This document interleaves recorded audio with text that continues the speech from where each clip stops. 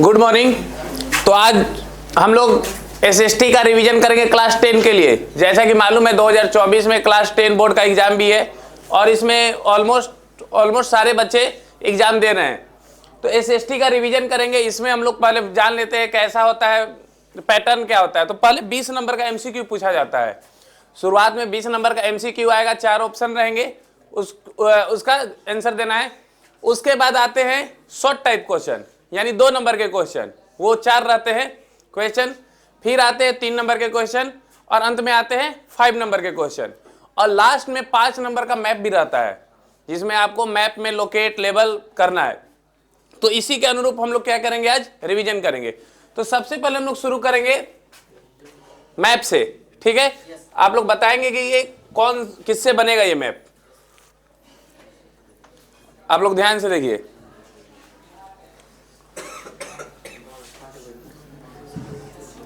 ये देखो आप लोग, इनको दिखाइए जो हाथ उठा रहे हैं, और जो नहीं उठा रहे उनको भी दिखाइए।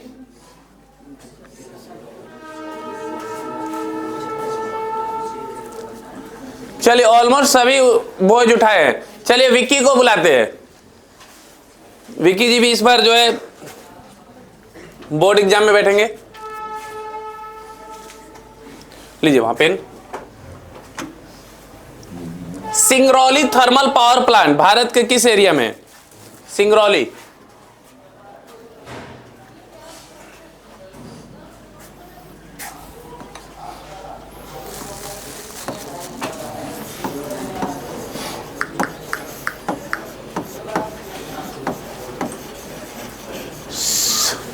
Okay, very good. Singrauli Madhya Pradesh state में। दुर्ग आयरन और माइंस के लिए फेमस है। दुर्ग किस स्टेट में है?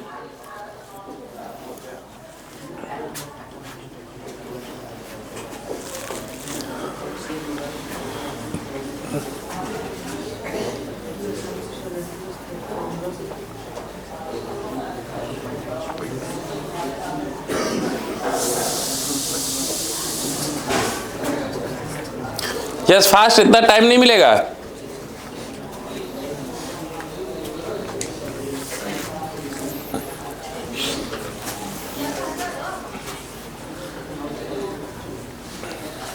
नहीं मालूम है तो कोई बात नहीं। महाराष्ट्र में है दुर्ग। अच्छा, चौथा मुंबई इंटरनेशनल एयरपोर्ट। क्या नाम है मुंबई के इंटरनेशनल एयरपोर्ट का? उनको बोलने दीजिए। विक्की,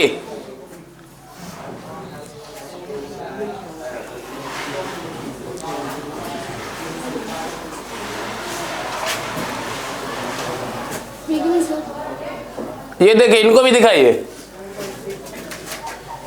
देखिए लेट आने वाले। कितना लेट है आप? पूरे 10 मिनट। क्या प्रॉब्लम हुआ था? अच्छा, चलिए सिट डाउन।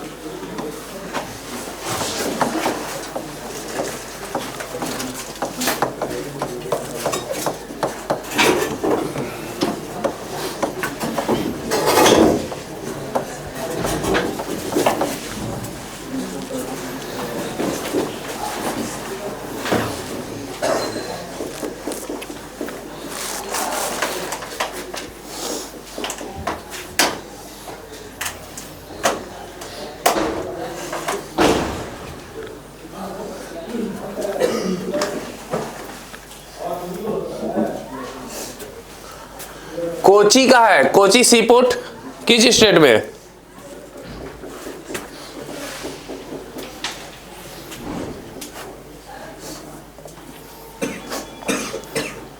नहीं है, इन्होंने कॉन्सेप्ट क्लियर नहीं किया है। अब देख पा रहे, कोची नहीं बता पा रहे, और एक और है दुर्ग। बाकी 2 को इन्होंने बताया, मुंबई इंटरनेशनल एयरपोर्ट और सिंगरौली, दोनों राइट है। इधर देखिए, आ रहा है। क्या कंफ्यूज है आपको? कोची नहीं मालूम है? कोची कहाँ है जी? केरला में है। और वो जो दिया वो तो सबसे आसान है, दुर्ग छत्तीसगढ़ में।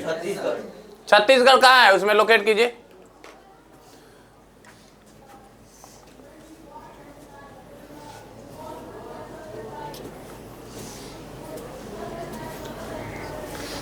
इंडिया मैप में छत्तीसगढ़ कौन सा है?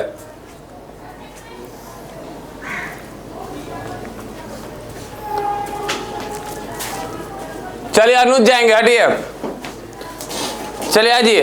छत्तीसगढ़ नहीं मिल रहा है आपको, जब राज्य नहीं पता है तो क्या हो। आजिए।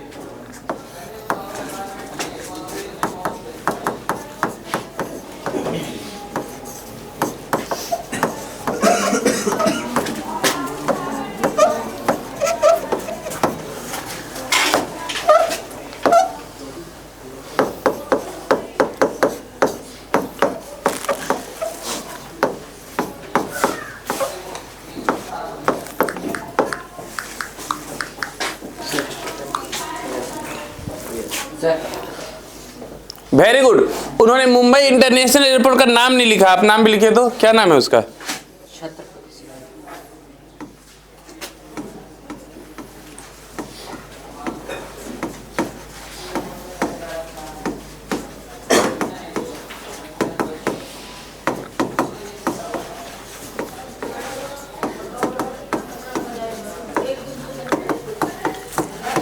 Chhatrapati Shivaji international airport. जब भी ऐसा कुछ बोले तो उसका पूरा नाम लिखेंगे मुंबई एयरपोर्ट का। कोची एयरपोर्ट का कोई और नाम है क्या? कि बस कोची एयरपोर्ट है? कोची एयरपोर्ट ही है। चलिए, हाँ वही सी पोर्ट है। नेक्स्ट मैप अब हम लाते हैं। Vijayanagar iron and steel, Visakhapatnam port, Noida software technology park और इंदिरा गांधी इंटरनेशनल एयरपोर्ट। ये सारे इस बार आने वाले एग्जाम में। दिखाइए एक बार, दिखाइए कौन कौन हाथ उठाए। ऐसे ही हाथ नहीं उठाना है और आके यहाँ कंफ्यूज नहीं होना है। शिवांशु नहीं उठा रहा है यार। आपको इसमें क्या नहीं आ रहा? इंदिरा गांधी इंटरनेशनल एयरपोर्ट, विजयनगर, विशाखापट्टनम आ रहा है ना, और Noida software technology park. Vijayanagar उनको नहीं आ रहा है। हम लोग बचपन से ही पढ़ रहे हैं विजयनगर जो है तुंगभद्रा नदी किनारे कर्नाटका में स्थित है। विजयनगर एम्पायर कितना पढ़ा है हमने हिस्ट्री में। चलिए तो बनाएंगे इसे, इंजमाम को भेजिए।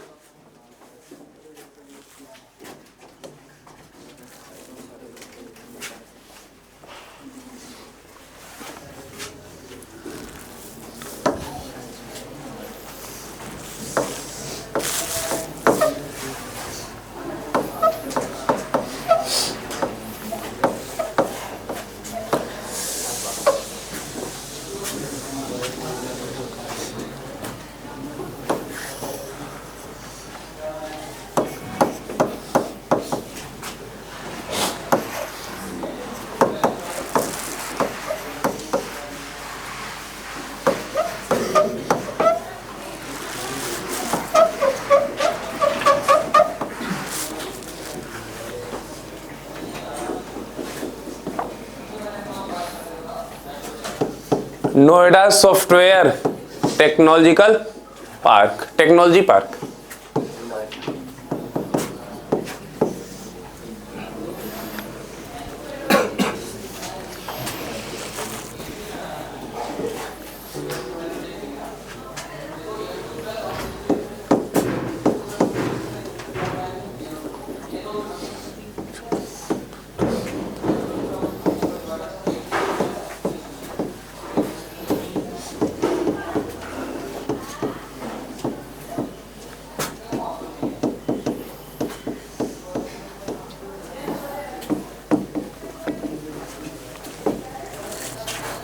Very good. देखें, Vijayanagar iron and steel plant ये कर्नाटका हुआ। विशाखापट्टनम पोर्ट आंध्र प्रदेश में है, ये आंध्र प्रदेश ही है ना। Very good. नोएडा, नोएडा जो है ना कई बार समझा जाता है कि वो दिल्ली में आता है, लेकिन नहीं, वो यूपी में आता है, बॉर्डर पे है। तो इन्होंने देखिए बिल्कुल सही मारा है, दिल्ली के बॉर्डर पे यूपी में नोएडा आ गया, और दिल्ली इंटरनेशनल एयरपोर्ट तो दिल्ली में है। चलिए very good. Indira Gandhi international airport. तो ऐसे ये जो जितना भी हम लोग पढ़ रहे हैं ये सारा सिलेबस के अनुसार है, अकॉर्डिंग टू सिलेबस है। ऐसा मत समझिए कि इसमें कोई ऐसा है कि जो हमारे एग्जाम में नहीं आने वाला है या फिर अनइम्पोर्टेंट है। ये सारा सिलेबस में हम लोग पहले डिस्कस किए। Next, Nagarjuna Sagar dam, Hyderabad software park, Meenambakkam international airport and software technology park in Kerala. दिखाइए दिखाइए, इधर देखिए, आगे से कुछ उठ नहीं रहा, उसको भी दिखाइए, कैमरा आगे लाके दिखाइए, चेहरा दिखाइए जो नहीं उठा रहा है। देखिए यहाँ रेहान भी है।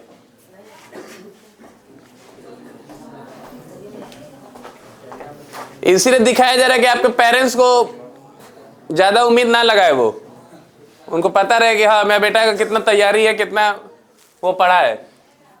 तो देखो वो सोच रहे हो कि मेरा बेटा 90+ लाएगा, लेकिन यहाँ पे क्लास में ही हाथ नहीं उठ रहा। एक एक नंबर इंपॉर्टेंट है, 5 नंबर का मैप आता है। चलिए प्रभात बनाएंगे।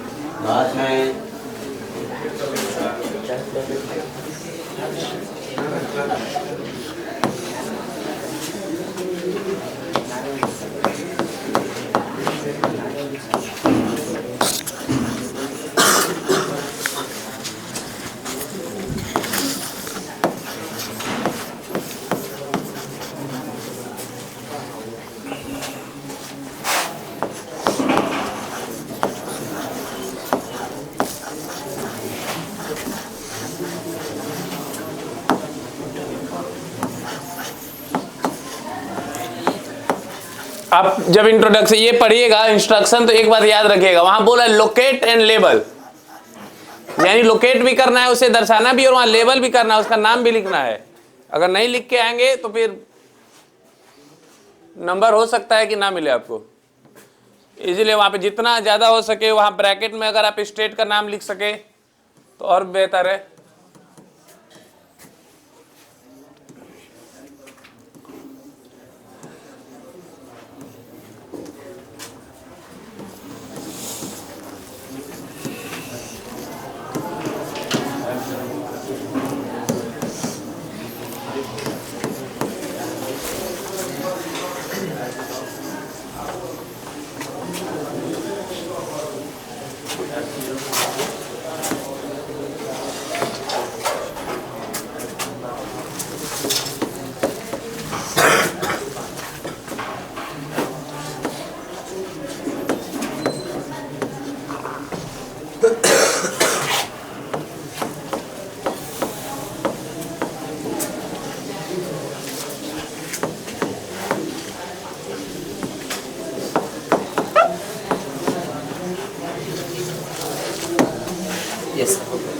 ओके, नागार्जुन सागर डैम, तो हमें मालूम है डैम आ रहा है इस बार, सलाल डैम हुआ, सरदार सरोवर डैम हुआ, हीराकुंड डैम हुआ, और भी बहुत सारे 8 डैम टोटल आ रहे हैं।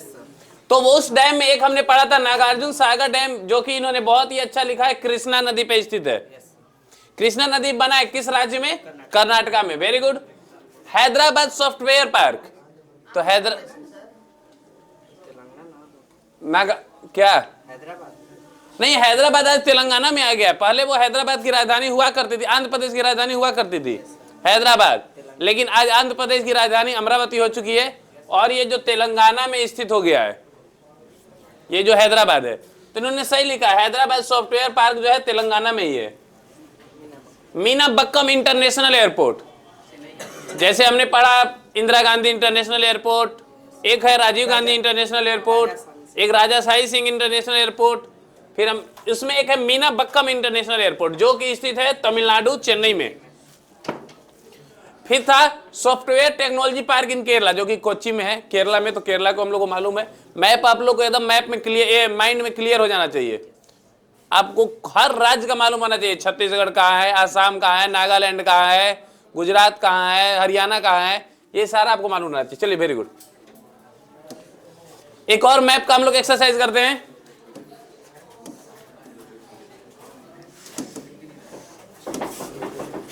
चलिए, तो इसमें बताना a place where Gandhi ji broke the salt law, यानी यहां ए में बताना है, ये ए में जो बना हुआ है, लोकेट किया हुआ है उसमें। बी, जहां पे उन्होंने सितंबर 1920 में कांग्रेस सेशन में भाग लिया था। Tehri dam, Bokaro coal mines, Pune software technology park और टूटीकोरिन सी पोर्ट। चलिए, कौन बताना चाहते हैं? दिखाइए।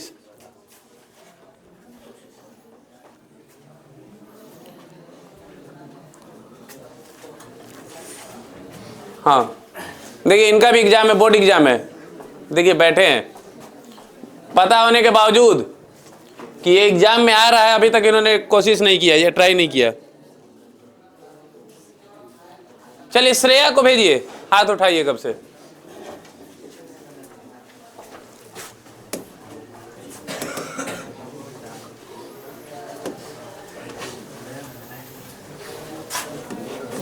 Place where Gandhi ji broke the salt law.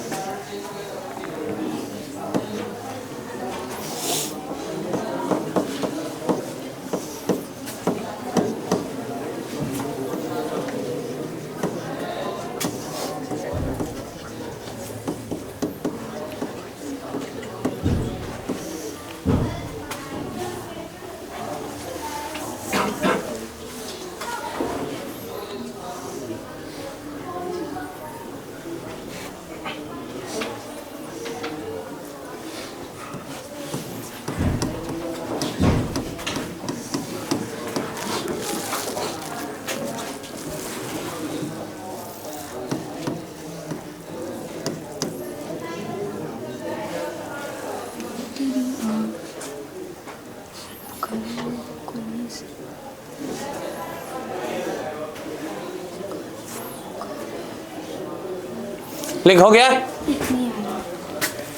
कौन सा? बोकारो? आपने तो लिखा है बोकारो। ये Pune software, Pune software technology park. Pune किस स्टेट में, आपको नहीं मालूम है? अरे, पुणे महाराष्ट्र का इतना बड़ा ये है, सिटी है। महाराष्ट्र कहाँ है? हाँ, महाराष्ट्र में कहीं लगाएंगे, एग्जैक्ट नहीं मालूम है तो महाराष्ट्र में कहीं तो लगाएंगे।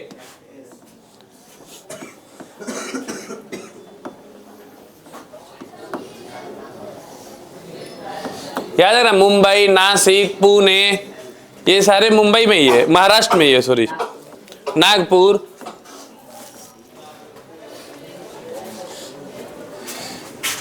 चलिए, मिलाते हैं इनका। The place where Gandhi ji broke the salt law, Dandi, very good. Second, the place where the session of the Indian National Congress was held in September 1920। सितंबर 1920, जब उन्होंने प्रपोज किया था नॉन कोऑपरेशन मूवमेंट को, कहां पे किया था उन्होंने? कलकत्ता, ठीक है। और कहां पे अडॉप्ट किया गया था दिसंबर 1920 में? फिर टेहरी डैम, टेहरी डैम उत्तराखंड में, किस रिवर पे?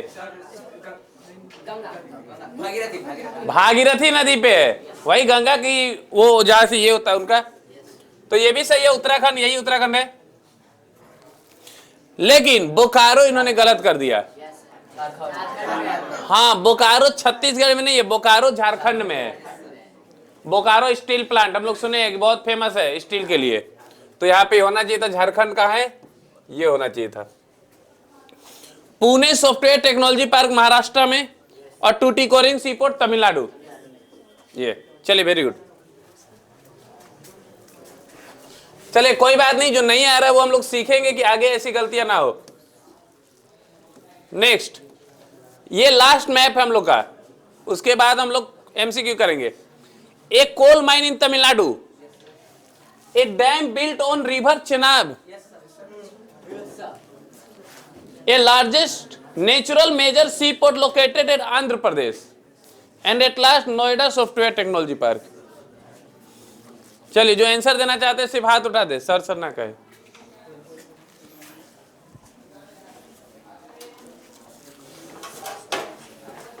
तो इसमें कुछ स्टूडेंट आप देख रहे हैं इस बार वो 10 का एग्जाम नहीं देने वाले हैं। जैसे कौन नहीं देने वाला है 10 का एग्जाम, तर खड़े हो इस सेशन में। जैसे ये 3 बच्चे आप देख रहे हैं, लेकिन फिर भी इनकी तैयारी पूरी पुख्ता है, हाथ ये भी उठा रहे, सिट डाउन। चलिए तो इस बार जो एग्जाम दे रहे उन्हीं से पूछते हैं। मजहर उर्फ बिट्टू नाम हुआ इनका, coal mine in Tamil Nadu. Pencil निकाल लीजिए लिखने वाला, एक सेकंड।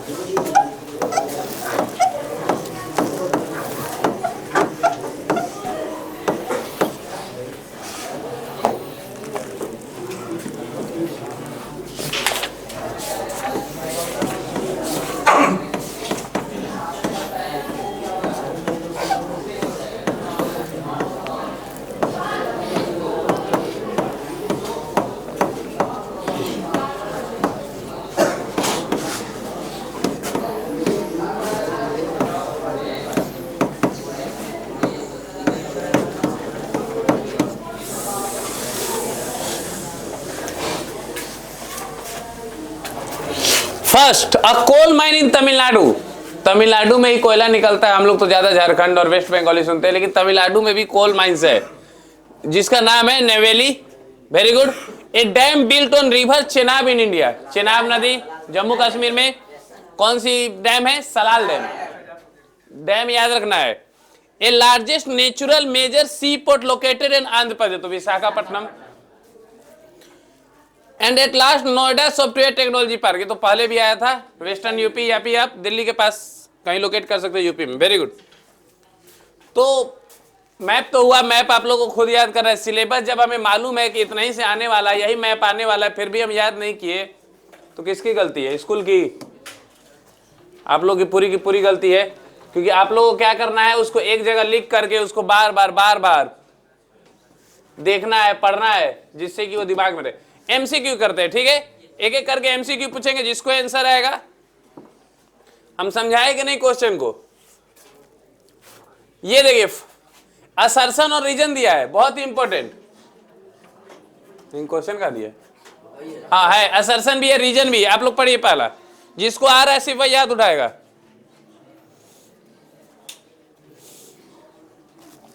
असर्शन रीजन बहुत इंपॉर्टेंट, 2-3 नंबर तो कंफर्म मानिए कि एमसीक्यू में आएगा ये।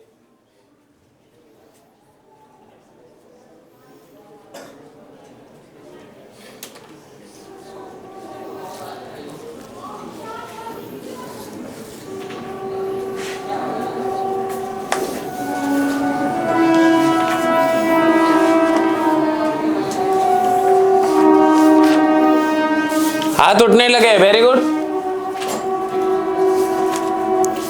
जो नहीं उठा रहा पहले उनका दिखाइए।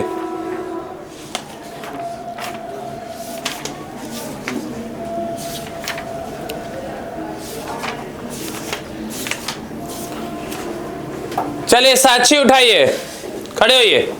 क्वेश्चन क्या कह रहा है और आंसर क्या होगा? ऑप्शन नंबर बी, यानी both A and R are true but R is the not the correct explanation of A. क्या ये सही है? चलिए पढ़ते हैं क्वेश्चन। The Act of Union 1707 led to the formation of United Kingdom of Great Britain. हमें मालूम है कि 1707 में स्कॉटलैंड से ये किया गया था, फोर्सफुली उसको एकोमोडेट कर लिया गया था बाद में आयरलैंड को। तो ये तो सही है कि यूनाइटेड किंगडम बनाया गया था, लेकिन ग्रेट ब्रिटेन बनाया गया था उस समय। जब आयरलैंड को उस समय ऐड किया गया तब बना United Kingdom of Great Britain. फिर है British parliament was henceforth dominated by English member. ये तो बिल्कुल सही है। Sorry, British parliament was henceforth dominated by English member. तो ब्रिटिश पार्लियामेंट में इंग्लिश मेंबर ना रहेंगे, ये तो जाहिर सी बात है। चलिए वो तो ट्रू है, यानी A is false and R is true. चलिए रॉन्ग हो गया, बैठिए। सेकेंड हम लोग देखते हैं MCQ. Observe the caricature image given below, what is the caricature trying to depict. यहां पे कैरिकेचर दिया हुआ है, ये क्या बताना चाहता है ये कार्टून? पढ़ने दीजिए, सबको पढ़ने दीजिए। चलिए बहुत अच्छा लगा, ऑलमोस्ट सभी ने हाथ उठाया है एक को छोड़कर।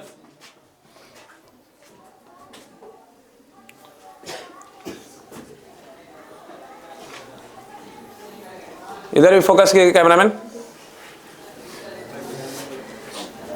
चलिए कल ही बताएंगी। B, observe the caricature image given below, the Jacobin club, the club of thinkers, the Vienna congress, the national assembly meeting. तो ये क्लब ऑफ थिंकर्स ही है, हमने बुक में पढ़ा है। यहाँ पे क्या हो रहा है देखिए, सबके मुंह पे क्या पट्टी लगा दिया गया है, उनको बोलने से रोक दिया गया है। क्यों? क्योंकि कंजर्वेटिव का बोलबाला था। बैठिए।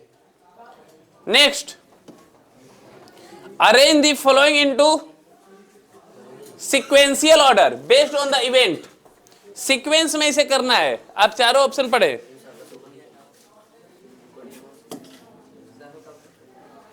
क्रोनोलॉजिकल ऑर्डर में करना है कि पहले क्या हुआ था फिर क्या हुआ।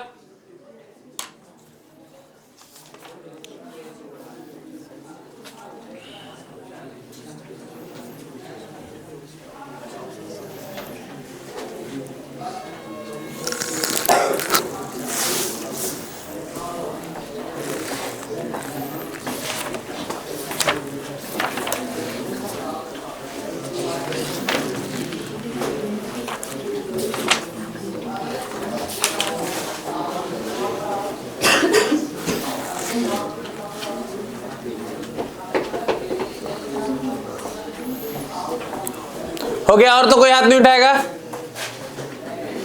चलिए बताएंगे अब। ऑप्शन नंबर डी बोला इन्होंने, क्या ये ऑप्शन राइट है? आप ही लोग बोलिए। नो बोला जा रहा है, क्यों? चलिए पढ़ते हैं। डी में आपने बोला, यानी आपने बोला सबसे पहले आयरलैंड को इनकॉर्पोरेट किया गया। क्या आयरलैंड को पहले इनकॉर्पोरेट किया गया था कि पहले राजा बनाया गया था जर्मनी के विलियम फर्स्ट को? तो ये तो आपका ऐसे गलत लग रहा है। चलिए आप में से कौन बताना चाहता है? चलिए प्रशांत पाल बताएंगे। ऑप्शन नंबर बी, यानी कि सबसे पहले act of union between England and Scotland 1707 में हुआ। फिर Ireland was forcibly incorporated in the United kingdom. फिर बनाया गया विक्टर इमैनुअल सेकंड को, इटली का राजा, 1859।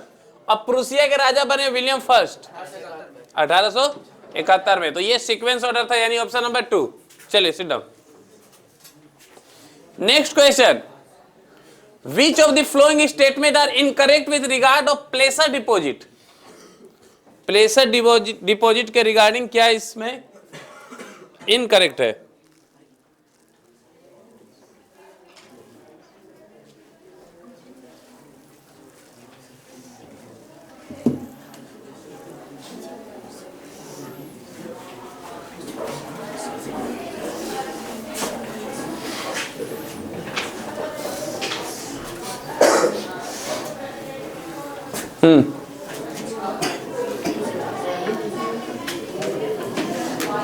चलिए पूछते हैं प्रिंस से। ऑप्शन नंबर बी, यानी they occur as annual deposit, is right. They are corroded by water, wrong. They occur in ocean bed, ये भी रॉन्ग। They are found in sand of the valley floor and the base of hill, 2 and 3 बिल्कुल right है ये। Option number 2 is right, very good. Next, intensive subsistence farming is practice in area of, जो intensive subsistence farming है, बहुत ही easy question. दिखाइए आपके कौन हाथ नहीं उठाया, लगभग सब उठाए। चलिए बताएंगे साची।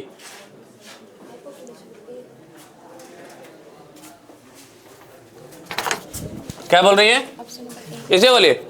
ऑप्शन नंबर ए। ऑप्शन नंबर ए, यानी कि हाई पॉपुलेशन, राइट है, बिल्कुल राइट है, वेरी गुड, वही रखिए। Next, which of the following statement is are true regarding language policy of the Indian government. Indian government ने एक काफी यूनिक लैंग्वेज पॉलिसी अपनाया है, उसके बारे में बताना है कि इसमें से कौन सा करेक्ट है।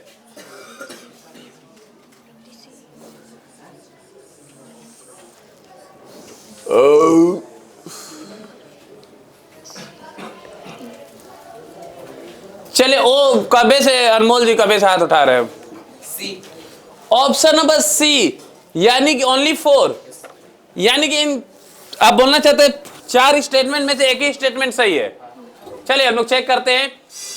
English is our national language, ये तो बेतुका बात है, ये तो बिल्कुल गलत है। Citizen are free to choose any language as national language, नहीं। आप ऑफिशियल लैंग्वेज चुन सकते हैं, लेकिन नेशनल लैंग्वेज चुनने का अधिकार नहीं है। Hindi is our national language, ये भी बहुत सारे लोगों को मिसकंसेप्शन है। कई सारे बच्चों को पूछिएगा ना, छोटे बच्चों को, हमारी राष्ट्रीय भाषा क्या है, तो हिंदी बोलते हैं। लेकिन एक बात जानिए, हमारी कोई भी राष्ट्रीय भाषा नहीं है। हमारा ऑफिशियल भाषा है, लेकिन राष्ट्रीय भाषा नहीं है। और ये 4 number, constitution of India did not declare any language as national language, बिल्कुल सही। संविधान ने किसी भाषा को नेशनल लैंग्वेज नहीं माना, very good, sit down. Next देखिए, what is true regarding source of revenue in a federal system. Federalism हम लोग चैप्टर पढ़े हैं, आप लोग पढ़िए, आराम से पढ़िए।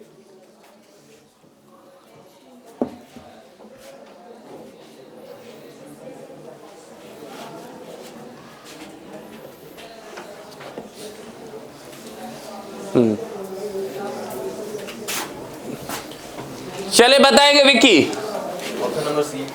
ऑप्शन नंबर सी इन्होंने कहा है, यानी ऑप्शन नंबर सी सही है, बाकी सारे गलत है। देखते हैं। State have no financial power, ये तो ऐसे ही गलत हो गया।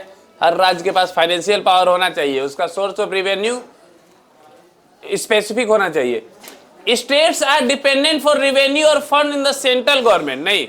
फेडरल गवर्नमेंट में जो था ऑटोनॉमी मिलता है स्टेट गवर्नमेंट को। Sources of revenue for each level of government are clearly specified to ensure its financial autonomy, बिल्कुल सही है। हमने पढ़ा था फेडरलिज्म के फीचर में कि जो सोर्स ऑफ रेवेन्यू है डिफरेंट लेवल गवर्नमेंट का, वो स्पेसिफिक होना चाहिए कॉन्स्टिट्यूशन में। और state have no financial autonomy, नहीं होता है। तो हमारा जो ट्रू था वो सी था। Very good Vicky, sit down. एक और देखते हैं।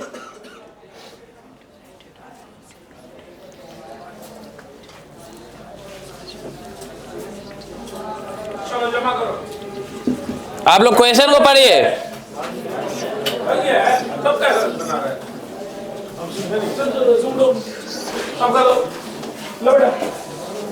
चलिए काली बताएंगी।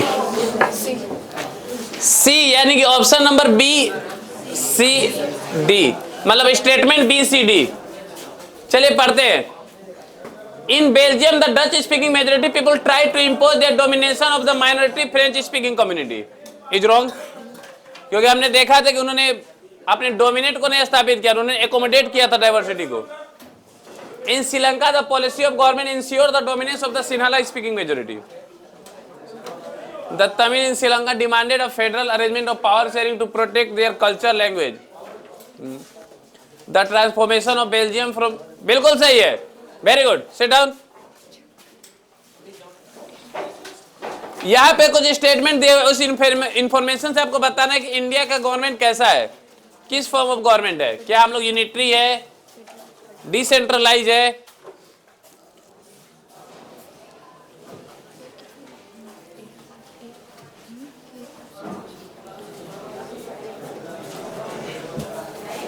चलिए रोहित जी बताएंगे, क्या बोले? Option number A. चलो देखते हैं। Power share between central and state government to local government, क्या आपको लग रहा है ये सही है? किसको लग रहा है ये सही है? याद उड़ाइए। किसी को नहीं लग रहा है, इनको लग रहा है ये सही है। बोल रहा है कि सेंट्रल और स्टेट गवर्नमेंट से पावर लेकर के लोकल गवर्नमेंट को दे दिया जा रहा है। इसको थर्ड टियर ऑफ गवर्नमेंट, और द स्टेट गवर्नमेंट है उसको रिक्वायर है कि वो कुछ पावर को शेयर करे, इसे कहा जाता है डिसेंट्रलाइज सिस्टम। हम लोग पढ़े थे ये फेडरलिज्म में last topic, decentralization in India. 1990s के बाद ये जो है काफी पॉपुलर हुआ भारत में। ये जो हम लोग देखते हैं ग्राम पंचायत, नगर पंचायत, म्युनिसिपैलिटी, म्युनिसिपल कॉर्पोरेशन, ये सारे इसी में आते हैं। तो अच्छे से पढ़ेंगे, ठीक है? डिसेंट्रलाइज सिस्टम होगा। बैठिए। एक यहाँ डाटा दिया हुआ है, वो छोड़िए, ये तो आसान था। The existence and authority of each tier of government is constitutionally guaranteed. ये बताइए, यह एक ग्राफ दिया हुआ है, ग्राफ को पढ़िए ध्यान से।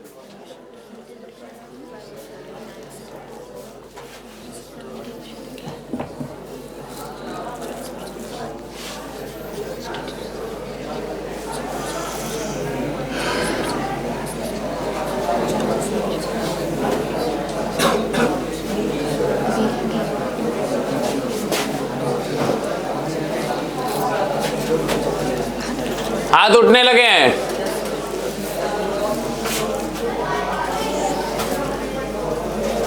चलिए इधर भी दिखा दीजिए। चलिए श्रेया जी, आपने बोला ऑप्शन नंबर बी 40% एंड 11%। सही बोल रहे हैं वहां के लोग। चलिए एक बार मैं पढ़ लेता हूं। तो यहाँ पे दिया हुआ था अलग अलग सेक्टर, यानी ये व्हाइट जो देख रहे हैं टर्सरी सेक्टर, ये जो लाइट ब्लैक देख रहे हैं वो सेकेंडरी, और जो ब्लैक देख रहे हैं वो प्राइमरी सेक्टर। तो what is the percentage of share of the primary sector in the 1973-4 and 2013-14? तो प्राइमरी सेक्टर का बोल रहा था। तो यहाँ पे जो ब्लैक था प्राइमरी था, या तो हम लोग देखते हैं 40 है और यहाँ पे 11। सही है, 40% and 11%। Very good, sit down. अब हम लोग एमसीक्यू तो करते जाएंगे, तो करते ही रहेंगे, टाइम सारा इसी में निकल जाएगा। चलिए एक और पूछ लेते हैं। Match the following items given in column A with those in column B. Match करना है।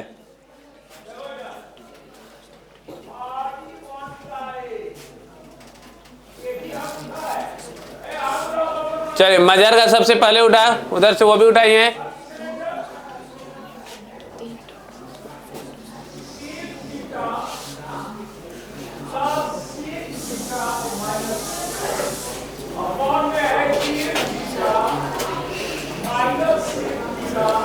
चलिए निशांत जी बताएंगे ये। सी सर। ऑप्शन नंबर सी बोल रहे हैं। ये सही लग रहा है आप लोगों को? Yes sir. एक बार मिला लेते। A person has no job in hand and does not earn anything at all. तो ये आपने बोला a disguise, sorry 3 open unemployment, ठीक है। When people are apparently working but all them are made to work less than their potential, तो ये तो disguise होता है, बी का 1। It aim at increasing the facilities for public welfare, public sector 4। Very good. It aim at earning maximum profit, तो ये private sector का ही होता है। वेरी गुड, बिल्कुल सही था। एक लास्ट हम लोग पढ़ते 18 नंबर क्वेश्चन, आप लोग बैठ के पढ़िए। 18 नंबर क्वेश्चन।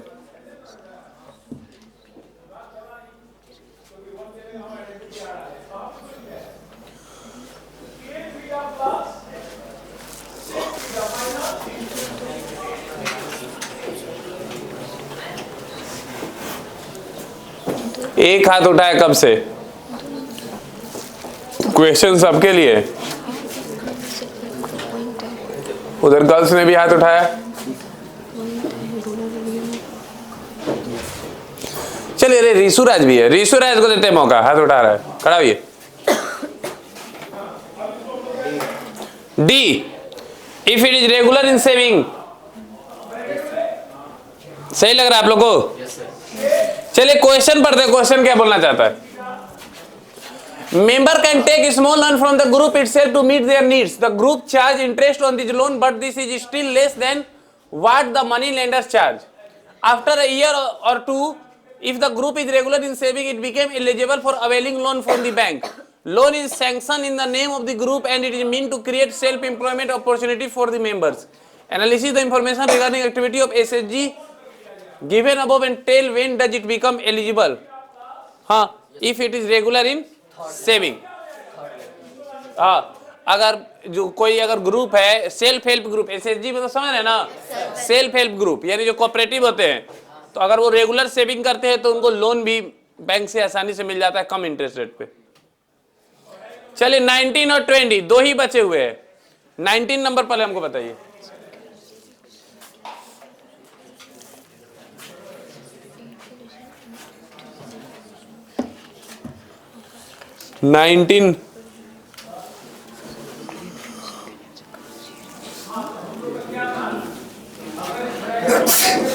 फास्ट, फिर हम लोग सब्जेक्टिव करेंगे लिखने वाले।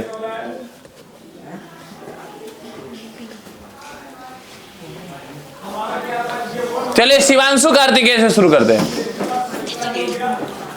Option number A 1 and 2 are right और बाकी गलत। देखते हैं, आप लोग बी बोल रहे हैं, उन्होंने क्या बोला है? चलिए पढ़ते हैं। 1, toxic gas leaks can be hazardous with long term effect. सही बात है। आप लोगों को मालूम है एक हमारे यहाँ पे बहुत भयंकर गैस दुर्घटना हुई थी, भोपाल गैस त्रासदी जिसे कहते हैं, हजार्ड। तो उसमें कौन सी गैस निकली थी? Methyl isocyanate. फर्टिलाइजर फैक्ट्री थी एक, उसी में ये हो गया था, ब्लास्ट हो गया था।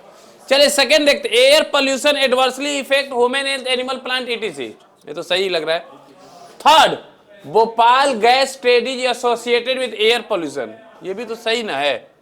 जो भोपाल में गैस ट्रेड हुआ था उसे क्या था? हवा में वो मिल गया था, जिसकी वजह, अगर आप जानना है, ज्यादा जानना है ना, तो एक कभी टाइम मिलेगा एग्जाम के बाद या कहीं, तो वेब सीरीज है रेलवे मैन, उसमें आप दिखा सकते हैं, बहुत ही खूबसूरत ढंग से वहां की त्रासदी को दिखाया है। वो खूबसूरत ढंग से क्या कहेंगे, मतलब बहुत ही बुरे तरीके से, बुरा तरीका नहीं, अच्छे से दिखाया है। देखिए लास्ट वाला, air pollution can cause hearing impairment. ये गलत है।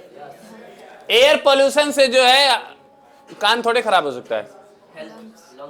हाँ, तो ऑप्शन नंबर 4 इज रॉन्ग और 1, 2 and 3 आर राइट।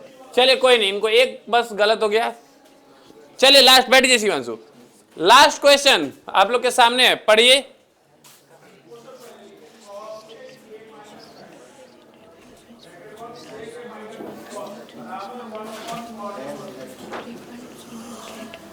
पढ़िए, बहुत ही इजी क्वेश्चन, बहुत ही इजी।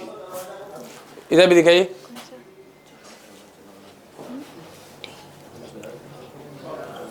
बस कैमरे के लिए हाथ नहीं उठाना है। चलिए उनको खड़ा करिए। डी, वर्ल्ड ट्रेड ऑर्गेनाइजेशन, बिल्कुल सही है, very good.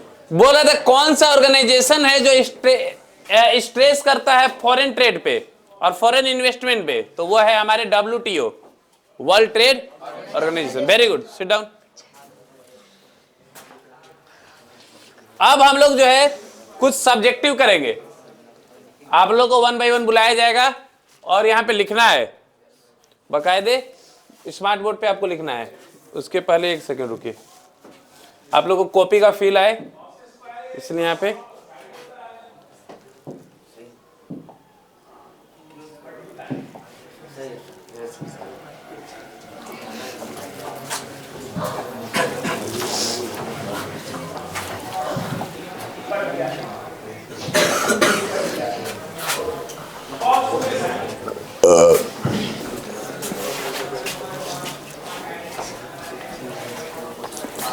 So first question आप लोग पढ़िए ध्यान से।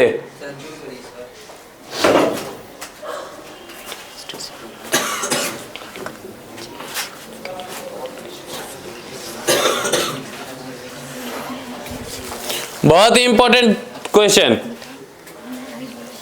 इसको आ रहा है हाथ उठाएंगे ताकि पता चले।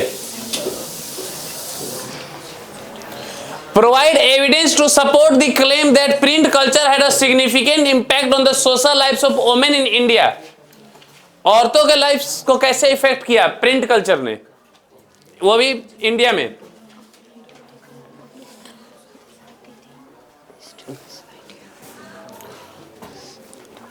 चलिए प्रशांत पाल को भेजिए।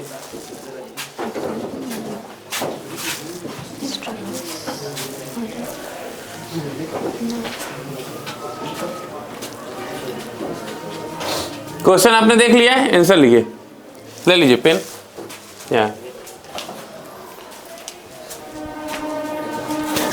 बोल के लिखिए।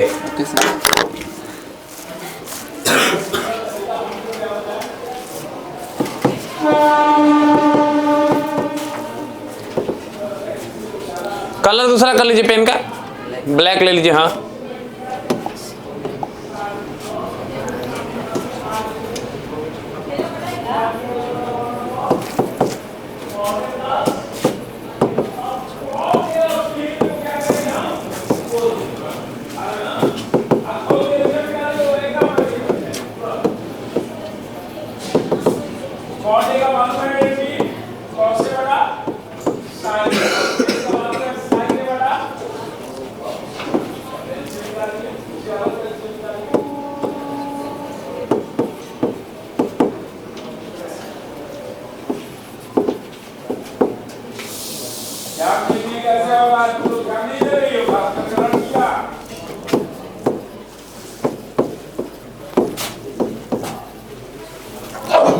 वैसे इनका राइटिंग अच्छा है लेकिन थोड़ा सा स्मार्ट बोर्ड पे आदत नहीं ना है, इसलिए थोड़ा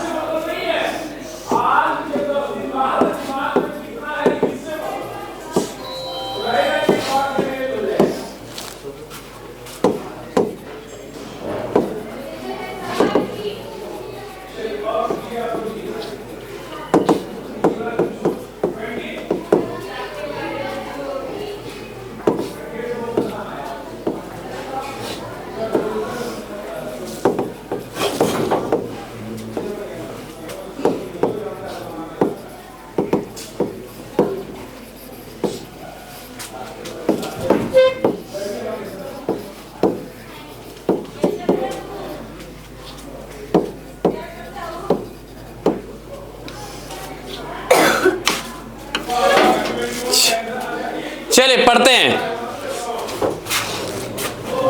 तो क्वेश्चन था कि प्रिंट कल्चर का भारतीय महिलाओं पे क्या असर हुआ। तो print culture effect the life of women, affect the life of women in various ways, like women like Raj Sundari Devi started to write her own novels and books to show the life of women in high caste। सही है, high cast family लिख सकते थे। Kailash Bhasini Devi publisher, publish नहीं, यहां पे क्या लिखना चाहिए था, published her own biography to support the women. चले ठीक है, लेकिन और भी लिख सकते थे, जैसे कि पंडिता रमाबाई ने क्या किया था और उनके घर पे क्या प्रॉब्लम होता था पढ़ने में, क्या पहले, हाँ नैरो माइंडनेस के कारण किचन में जैसे वो खुद को पढ़ाती थी, खुद को एजुकेट की थी वो। चलिए कोई नहीं है, अच्छा ही है, बैठिए। नेक्स्ट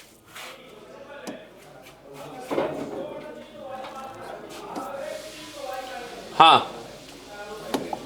क्वेश्चन पढ़े आप लोग, ध्यान से पढ़िए।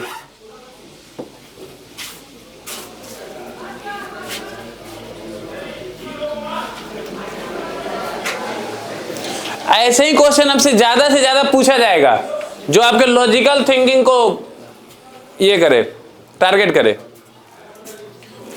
चलिए रेहान सबसे पहले उठाए, क्या बात है,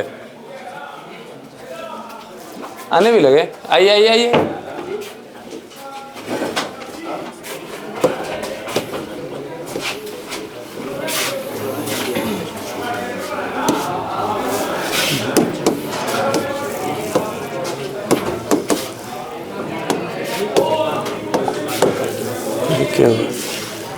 एक सेकंड रुकिए।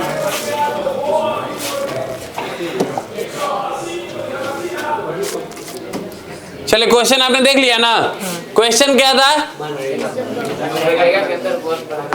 हाँ, मनरेगा के अंदर कैसे हम जॉब अपॉर्चुनिटी को इंक्रीज कर सकते हैं।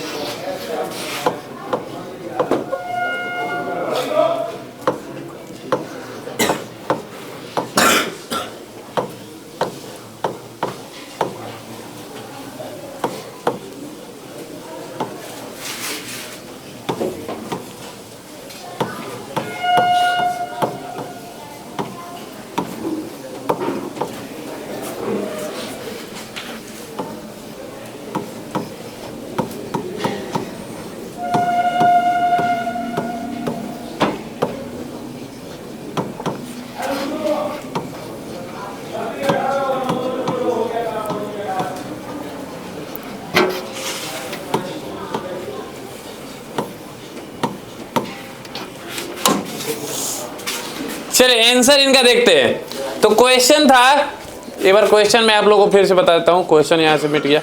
मिस्टर पवन जो है गांव में जॉब अपॉर्चुनिटी को बढ़ाना चाहते हैं मनरेगा में, तो 3 तरीके बताने हैं। तो पहला तरीका इन्होंने बताया कि कैसे उनको जॉब अपॉर्चुनिटी को बढ़ा सकते हैं, उनके इनकम को बढ़ा सकते हैं। He can give skill to them by which they will make more money in working at manufacturing industry. बिल्कुल सही है, हम उनके स्किल को डेवलप करेंगे। जैसे आज के गवर्नमेंट देखते हैं स्किल को डेवलप करने के लिए कई सारे योजना, कुशल भारत, स्किल इंडिया, बहुत सारी योजनाएं चलाती है।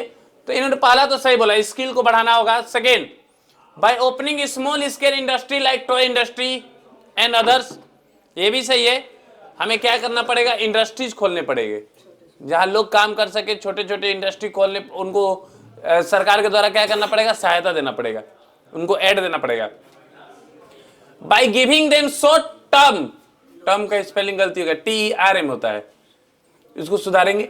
Short term loan to improve their working sector, ये भी बहुत इंपॉर्टेंट चीज है कि आप क्या काम क्या कर सकते हैं, उनको लोन दे सकते हैं कम इंटरेस्ट रेट पे, शॉर्ट टर्म लोन दे सकते हैं, जिसके कारण वो अपने इंडस्ट्री को ओपन कर सके, अपने स्टार्टअप को चालू कर सके। चलिए वेरी गुड। नेक्स्ट क्वेश्चन देखते हैं हम लोग। हाँ, काफी important chapter, sorry important chapter भी है और इंपॉर्टेंट क्वेश्चन भी है, पढ़िए। हाँ उठाइए उठाइए, हाथ उठाइए।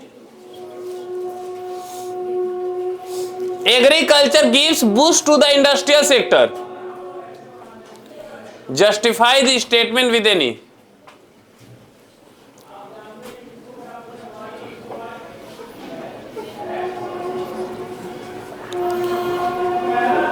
अगर आप लोगों को मैक्सिमम नंबर चाहिए तो मैक्सिमम मेहनत भी करना होगा।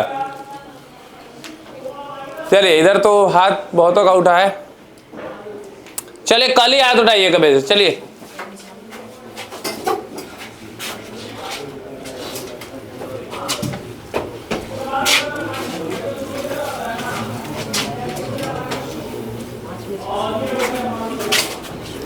थोड़ा और ऊपर कर,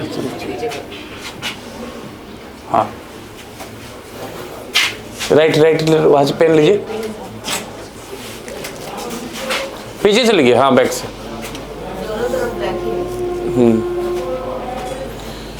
एग्रीकल्चर कैसे ने इंडस्ट्रीज को बूस्ट दिया है?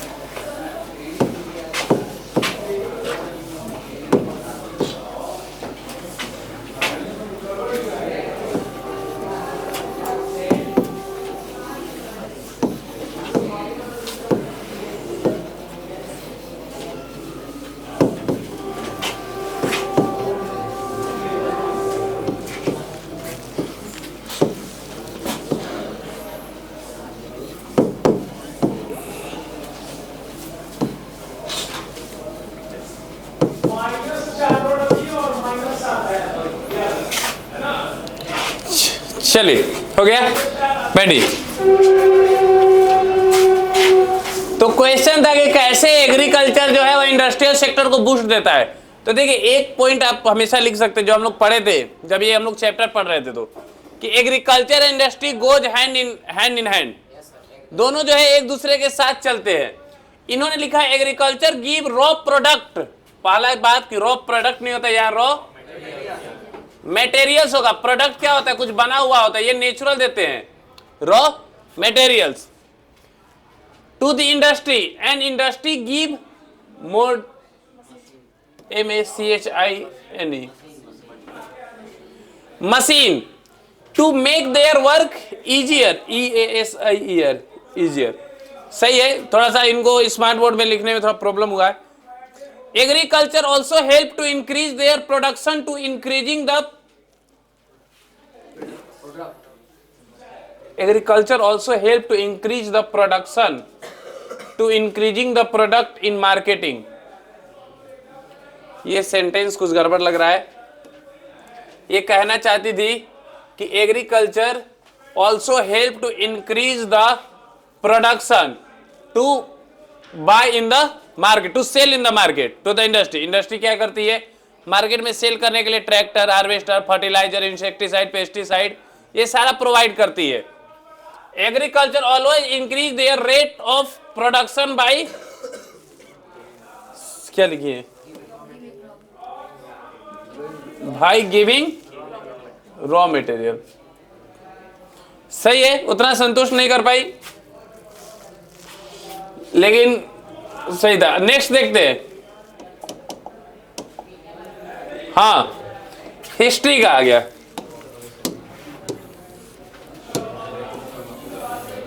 पढ़िए question, analysis the decision taken by the conservative at the Congress of Vienna of 1815।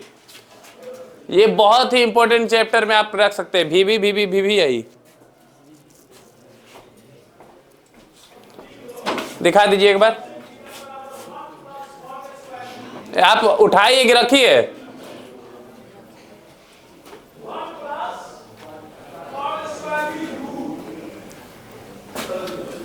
चलिए अनुज जी को भेजिए, अनुज जी इसका आंसर देना चाहते हैं, इनको मालूम है।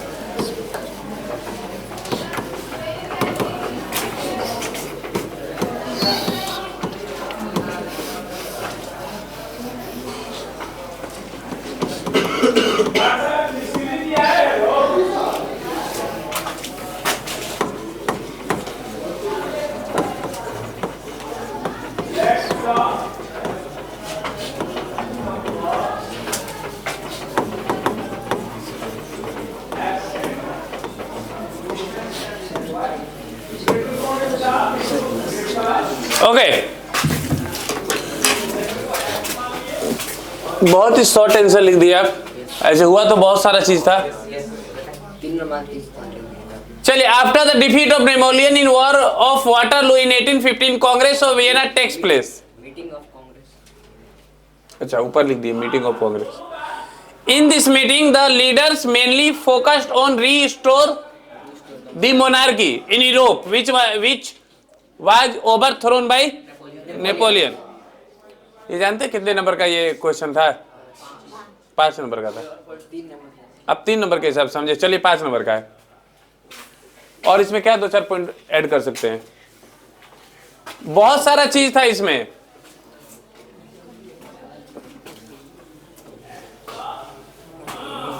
नहीं आ रहा है तो छोड़ दीजिए।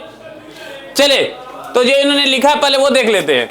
Bye this meeting the leaders mainly focus on restore of the monarchy but some valuable point of Napoleon also adopted by themselves. Valuable point, हाँ तो वैल्यूएबल का सही है। चलिए सही है। पॉइंट के जगह आप ये लिखते ना रिफॉर्मेशन, तो और भी सही रहता। जो उन्होंने चेंज किया था नेपोलियन ने, उन्होंने पूरी तरह से चेंज बदला नहीं उसको। France was surrounded by many small countries so that France was no further expense in future. Expand in future. और इसमें क्या ऐड कर सकते हैं, जैसे Bourbon kings was stored in France. France में जो बार्बन किंग थे फिर से रिस्टोर किया गया। लुइस फिलिप को राजा बनाया गया। जर्मन कॉन्फेडरेशन को क्या किया गया? अनडिस्टर्ब रखा गया। रसिया को पोलैंड का पार्ट दिया गया था, जर्मनी को। हाँ, और ये हुआ कहाँ था? ये हुआ था वियना में। वियना कहाँ है? ऑस्ट्रिया में। और इसके ये कौन थे हेड? Duke Metternich. तो बहुत सारा चीज लिख सकते थे इसमें। हाँ, 4 कंट्रीज मिलके इसमें ये की थी। बैठिए।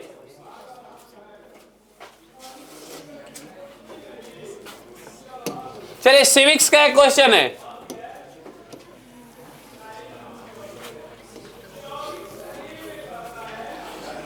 Analyse the role of multi party system. कल ही हम लोग पढ़े थे पॉलिटिकल पार्टी में। दिखा दीजिए एक बार।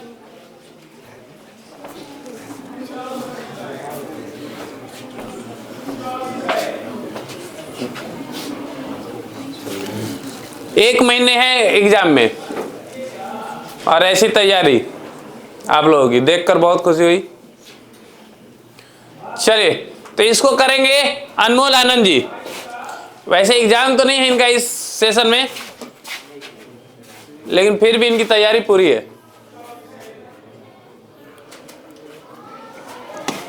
तो मल्टी पार्टी सिस्टम का क्या रोल होता है?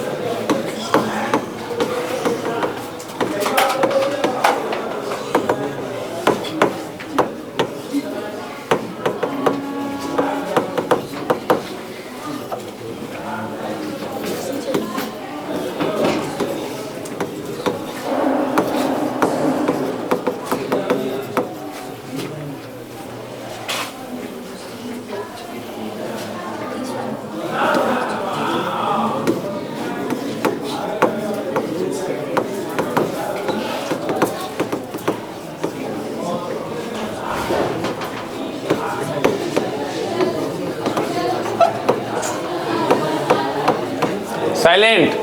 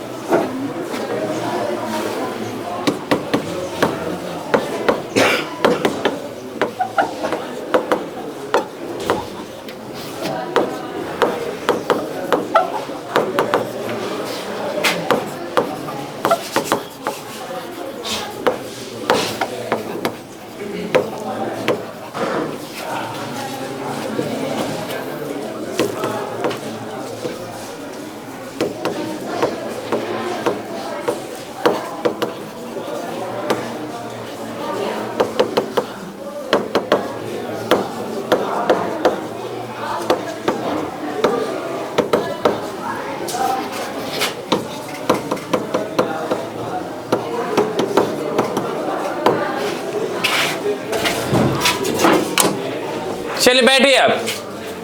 तो क्वेश्चन था कि मल्टी पार्टी सिस्टम का क्या रोल होता है एक democratic country like Indian country के हिसाब से देखा जाए तो the role of multi party system in a democratic country is following.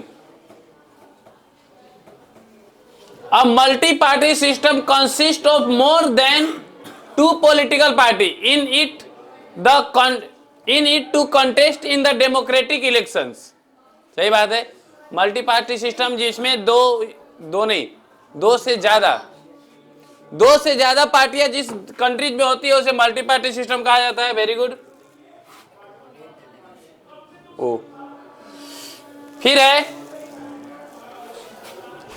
To accommodate the diversity and provide opportunity to different social groups to come in majority and form the government.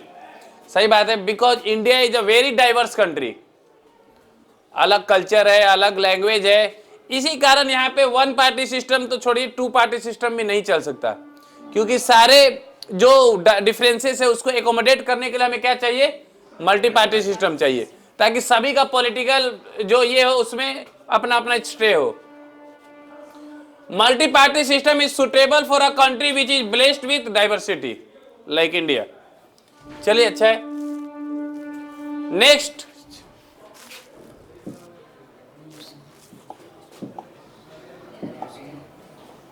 हाँ, बहुत easy, बहुत important.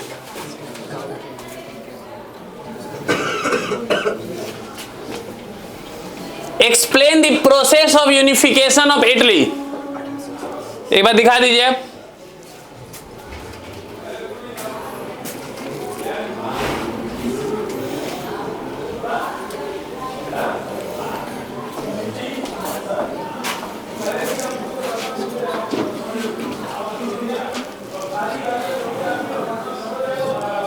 जो नहीं उठा है उसको ज्यादा focus कीजिएगा, पता चले कि ज्यादा उम्मीद नहीं रखना है।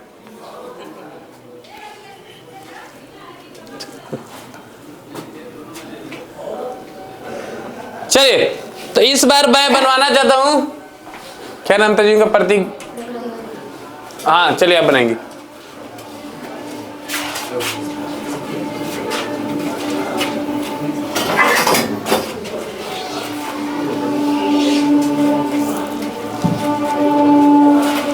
Unification of Italy.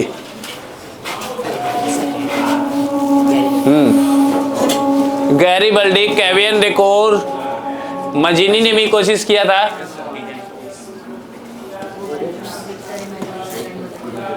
Young Italy, young Europe. अब जानते यंग इटली जो वहां पे खुला था उसी के तर्ज पे भारत पे भी एक आंदोलन चालू हुआ था। यंग बंगाल सुने हैं? यंग बंगाल मूवमेंट चालू हुआ था। वही नेशनलिज्म की भावना जगाने के लिए। यंग बंगाल सुने होंगे, हाँ वो कोई अंग्रेजी थे, वो शुरू किए थे। बंग भंग।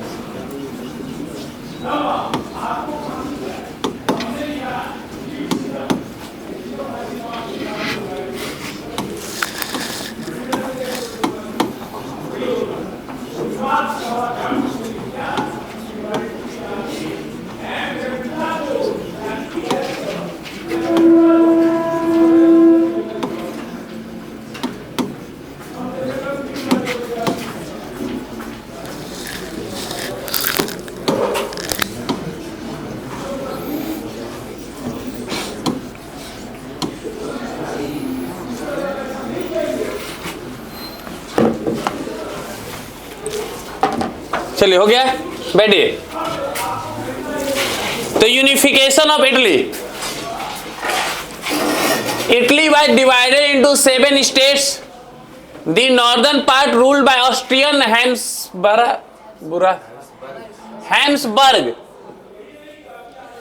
Habsburg empire was made free due to count Cavour who was not a revolutionary nor a democrat.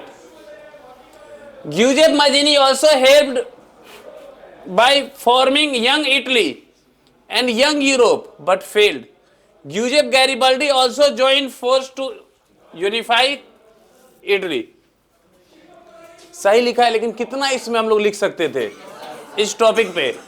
ये 5 वो लिख सकते थे। वो 7 स्टेट में बांटा हुआ था और बस एक स्टेट जो था इटालियन प्रिंसली हाउस के पास था, सेडेनिया पेडिमोंट। तो वो कहते देते हैं काम किसको? जो नॉर्दर्न हिस्सा था ऑस्ट्रियन हैम्सबर्ग एम्पायर, जो साउदर्न हिस्सा था वो बार्बर किंग ऑफ स्पेन, और जो सेंटर वाला हिस्सा था वो पोप के पास था। कैसे उन्होंने आजाद कराया, कौन राजा बना, इमैनुअल सेकेंड, डेट कुछ डेट लिख देंगे इसमें, तो और भी बेहतर तरीके से आप लिख सकते थे। ये तो 2-2.5 नंबर मिलेगा 5 नंबर का अगर आएगा तो। चलिए आगे देखते हैं।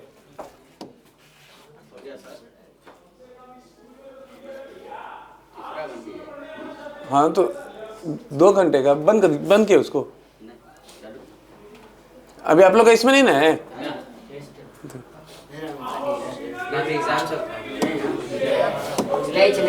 चलिए लास्ट टॉपिक, लास्ट पॉइंट ये लिखते हैं। 2 घंटे का होगा सर बोले हैं। Explain the importance of manufacturing industry. चलिए लास्ट क्वेश्चन कौन करेगा? Manufacturing industry.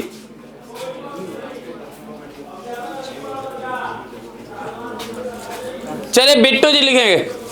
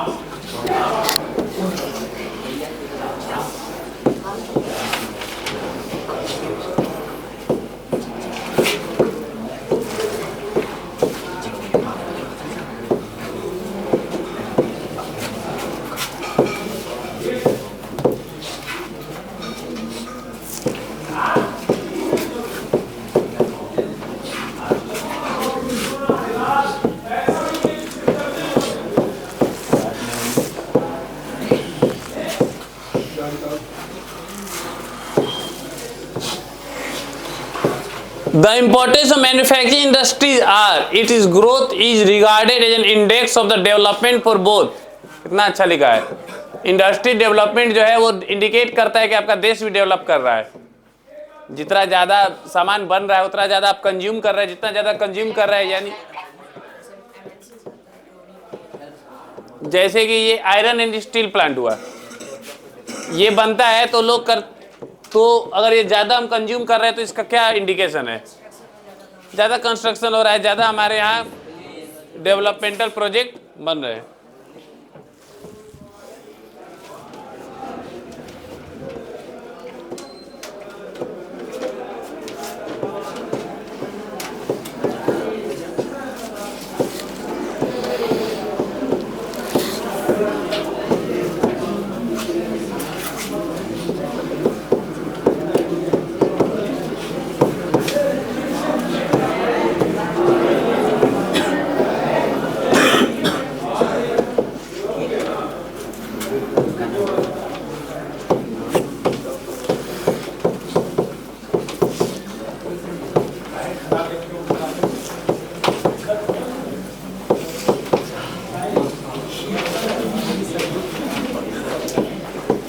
कहना पड़ेगा पेरेंट्स को वीडियो क्या भेजना है, सामने ही पेरेंट्स है।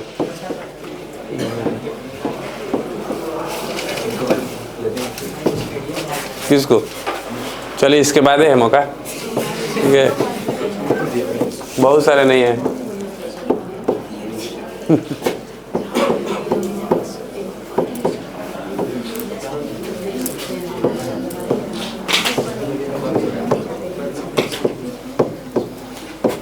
आप लोग ऐसे ही पढ़ो, ठीक ना? ये बस आपको सच्चाई से रूबरू कराना था कि आपकी कितनी तैयारी है और कितनी तैयारी करनी है, और बस किस्मत के भरोसे है तब तो छोड़िए दो, जो होगा देखा जाएगा एग्जाम में।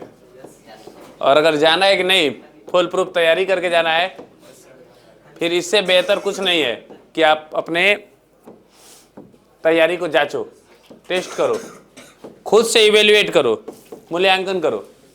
कि कितना आ सकता है और क्या है, और आंसर कुछ करना नहीं है। अरे सब आपको मालूम है आंसर, हमको ये तो मालूम है कि आपको आंसर मालूम है, लेकिन बस लिखने का शैली, कैसे लिखना है, तरीका कैसे लिखना है। 5 नंबर का है तो कितना लिखना है, 3 नंबर का है तो कितना लिखना है। ऐसे नहीं कि 2 नंबर का आया उसी में लिख दिए हम 2 पैराग्राफ, और 5 नंबर तक आते आते जो है एनर्जी और टाइम दोनों डाउन है, तो ना कुछ कर पाएंगे। इसलिए कितना लिखना है, एफिशिएंट काम कैसे करना है।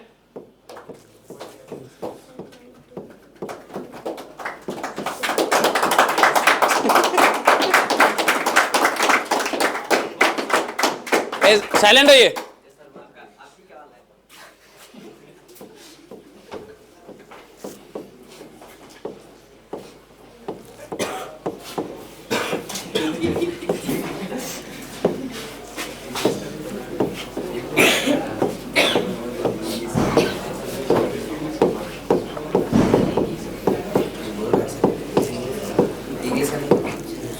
इंग्लिश का नहीं होगा? हाँ इंग्लिश का भी होगा। देखिए मौसम ठीक रहा तो कल किया जाएगा। हिंदी है तो शाम मैच देखते हैं। चलिए तो सैटरडे किया जाएगा। हम लोग को कहाँ जाना है?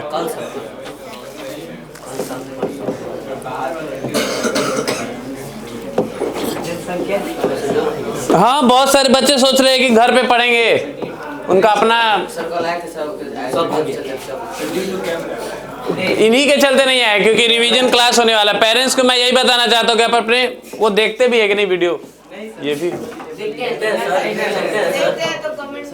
तब देखते हैं तो जाहिर सी बात है कि 50 मिनट भगा के देखेंगे, वो तो 2-4 मिनट शुरू का देखेंगे। जितना भी लेक्चर देना चाहिए था शुरू में देना चाहिए था, अब देने से फायदा नहीं।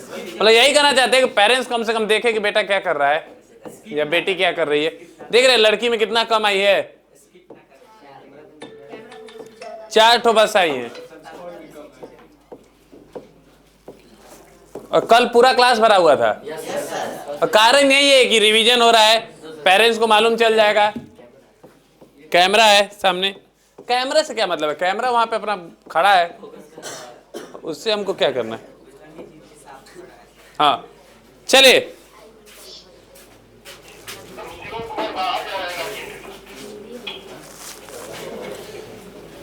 सो क्वेश्चन था मैन्युफैक्चरिंग इंडस्ट्री का क्या इंपॉर्टेंस है।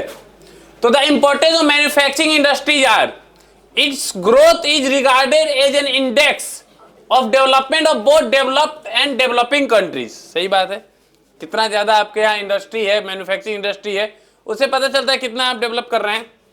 It helps to encourage primary sector by taking the raw material and providing machineries. बहुत अच्छा बात है।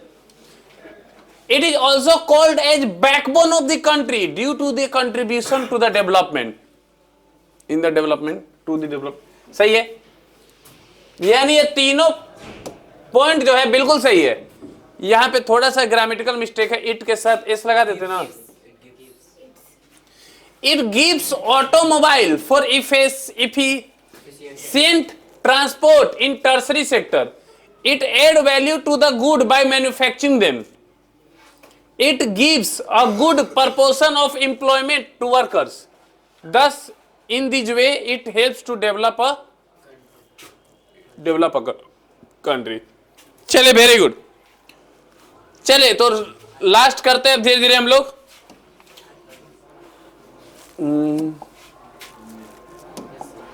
हाँ ये काफी अच्छा है, जो देना चाहते हैं हाथ उठाएंगे। 5 मेजर फंक्शन बताना है पॉलिटिकल पार्टीज के।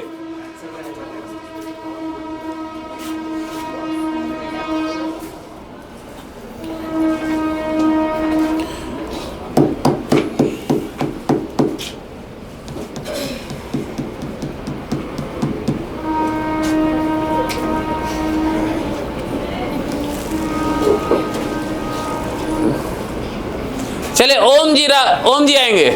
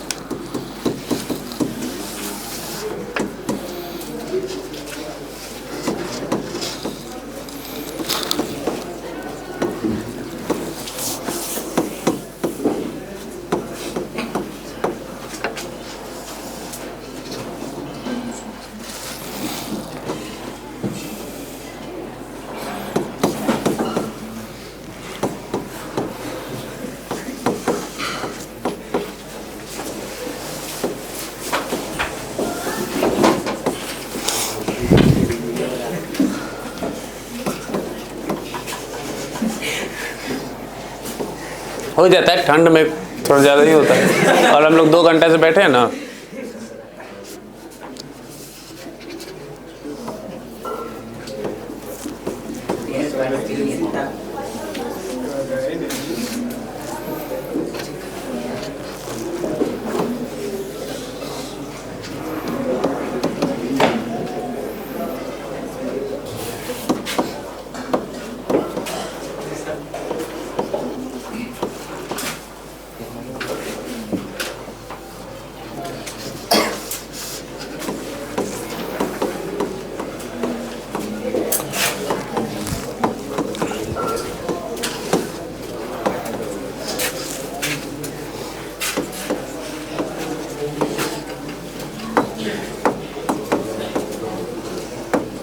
ये राइटिंग जो है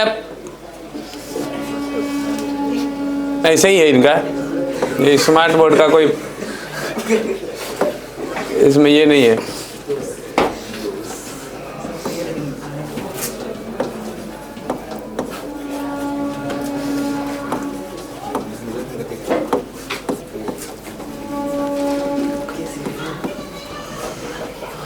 बहुत सारा फंक्शन है। पॉलिटिकल पार्टी का इलेक्शन लड़ती है, अपोजिशन पार्टी का रोल निभाती है, हमारे देश के लॉ को बनाती है, पॉलिसी को ये करती है, हाँ स्कीम एंड प्रोग्राम को लोगों तक पहुंचाती है, पॉपुलर सपोर्ट जीतने की कोशिश करती है। तो बहुत सारा चीज लिख सकते थे, पॉइंट बाय पॉइंट वाइज याद रखना है, फिर उसी को एलोबरेट करके लिखना है।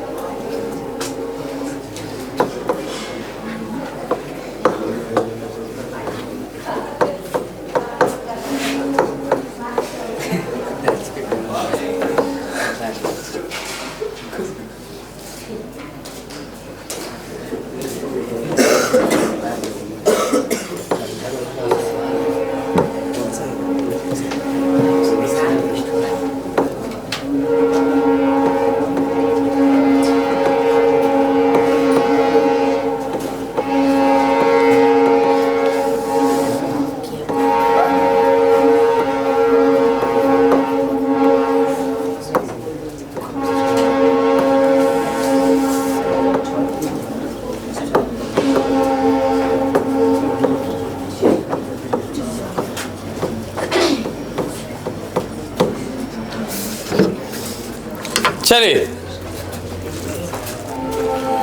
तो आंसर बहुत सिंपल था, सॉरी क्वेश्चन बहुत सिंपल था। कहाँ गया कि पॉलिटिकल पार्टीज के 5 फंक्शन क्या होते हैं। तो the 5 major function of the political parties, पहला political parties can give rise to the other back community.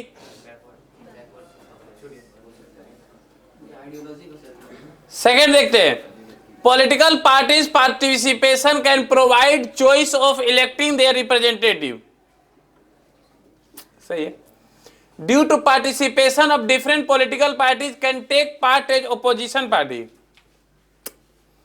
It is also responsible for introducing new schemes or program to different sector of society. Under it, parties can form their government by getting majority. सही है, लेकिन जिसे कहते हैं ना 100% वो नहीं है। चलिए ठीक है, तो इसी के साथ आज का रिवीजन क्लास हम लोग फिनिश करते हैं और आगे ऐसे रिवीजन क्लास आगे भी जारी रहेगा। Okay, thank you.